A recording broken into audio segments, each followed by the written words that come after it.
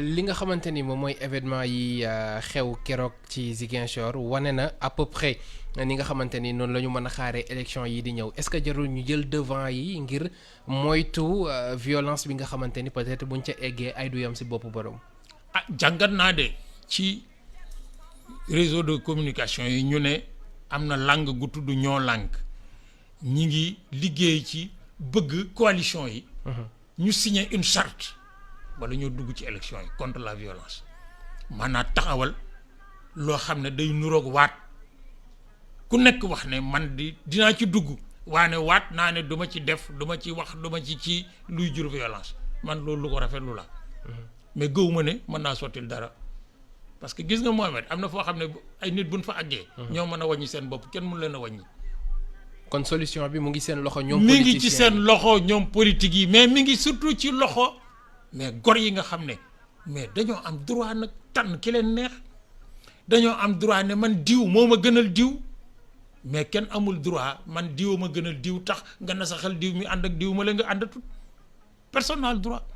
c'est-à-dire niveau de conscience politique bi nga xam ne fa la militant yi war a toll moo di man kii moom laa faral. soo ne ma lu tax nga faral ko man sa yoon nekku ci demal seet ki nga faral li tax nga faral ak moom sa yoon nekku ci. c'est un choix personnel. c'est un choix personnel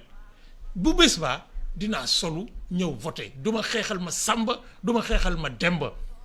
parce que nag gone yi dee moom Mohamed ci mois de mars bi da ngaa dégg ba tey ñu jóg ci dara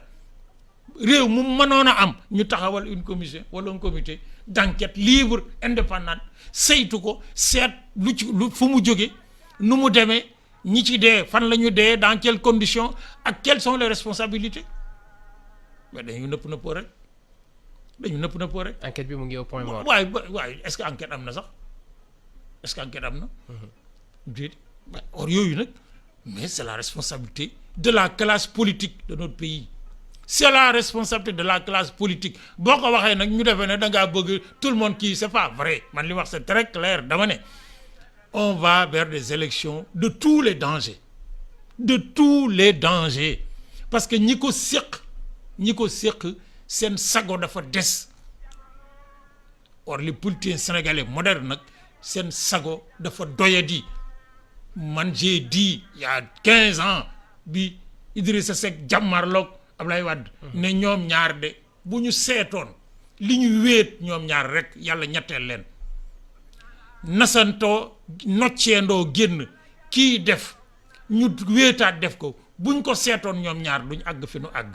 bu ko ci ñoom ñaar seetul kenn ci ñoom bu ko seetoon duñ àgg fi nu àgg. parfois day baax ñu xool ci rétroviseur bi. mais Mohamed ku ko def sa dara matul sa dara matul dafay wax am foo xam ne boo fa àggee ak nit da nga wax man ak Mohamed Kandji mii nangami weer. nangami at. ca cosaan ca lii ànd ba fii tey lii rek këtt na jonn rek tax ma war bëgg koo def nii wala ma wax ko nii dee ma ko gënal ñaar kay mën a am gëmm jàll wala boog ma roccee ko ndànk jàpp sama njàmbur mais kenn du dégg ci sama làmmiñ bi ma ne Mohamed Kandji nii wala Mohamed Kandji naa kenn du gis ma jëf joo xam ne yii dane waaw du ñoom ñaar ñoo àndoon di def nangam ak nangam or loolu nag mais sago koy maye sago nag mooy la maîtrise de soi xam nga wax naa fii keroog ba ñuy waajal nu mu teeti màggal ak maam Cheikh Ahmad Bamba gi ci Masalikul Jinaan muy wax moom maam Cheikh Ahmad Bamba radiyallahu anhu ni nit ki bu mënta maîtriser boppam ba neex taxaw njariñ taxaw mu gëmm jaar ci kaw jàll te gisu ko mais jullitam des na ngorom des na or loolu nag tey moo xew ci réew mii gaa yi bëgg teraanga ak ñaam teraanga téye ko yaakaar ne keneen dañ ko bëgg daal lu mu leen jaral na leen ko fu mu yem neex.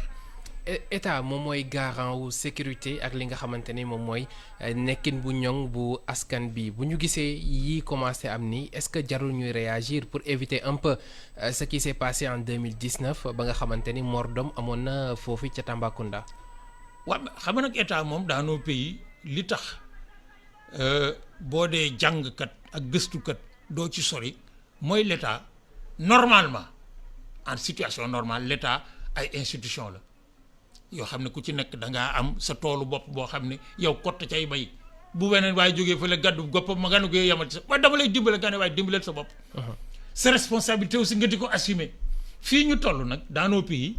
Sénégal comme réew yi ko wër mais l'État c'est qui? C'est le président de la République. C'est lui tout seul. C'est lui tout seul dans son niveau de responsabilité et son isolement parce que nag képp ku fi falu. ci réew mi mais bokk na ci yi lay yàqal le peu ou le beaucoup bi nga yàqule mooy isolement. isolement bi mooy da ngay dem ba wéet ak ñi yere xalam rek di la xalamal yaay waaja. da ngay xaw a rafle ku la wax. da ngay rafle ku la wax dëgg. dañ ci bëgg dañoo bëgg di def lu baax di jub lu baax di def lu jariñ kii bi mais ñoo xam ne ñii ñoom dañu taxanal seen bopp nekk ci seen wet du leen wax li leen war a wax du leen defloo lu leen war a defloo wala boog liñ leen dénk ne leen def leen ko mais nañ koy defee luñ ko defee lañ ca séentu woon te bu ëllëgee nag parce que ministre boo fi jox fonction directeur boo fi jox fonction responsable boo fi mënti jox fonction bu yàquloo bu nit ñi wax lu ñu wax président de la république la jox.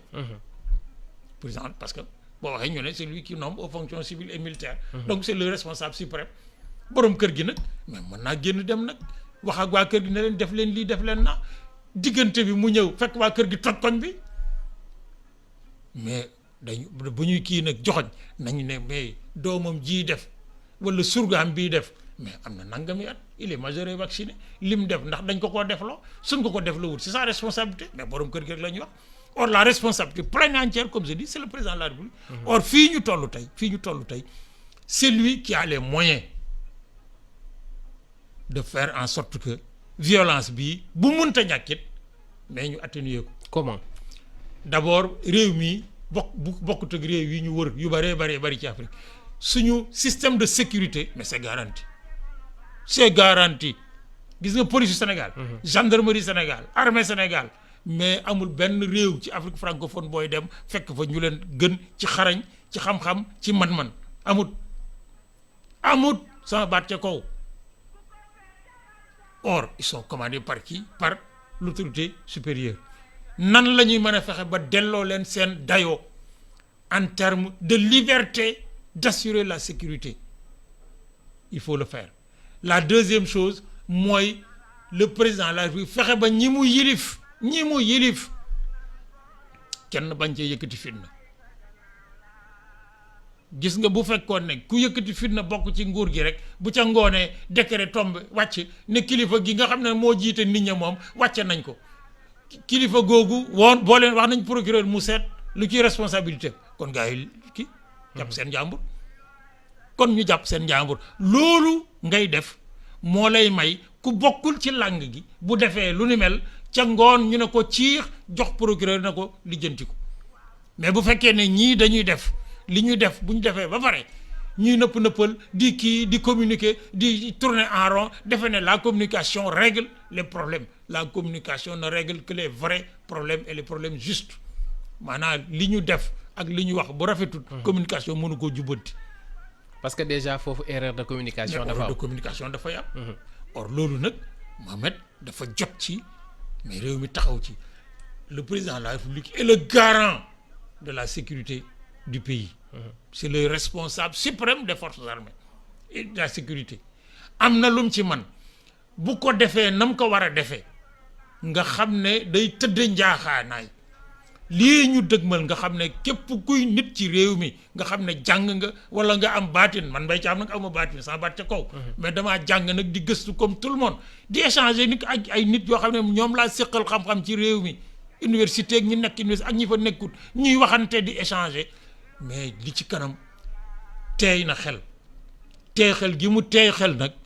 moo di élection yii locales yii buñ ci taxawul matuwaay yu mat sëkk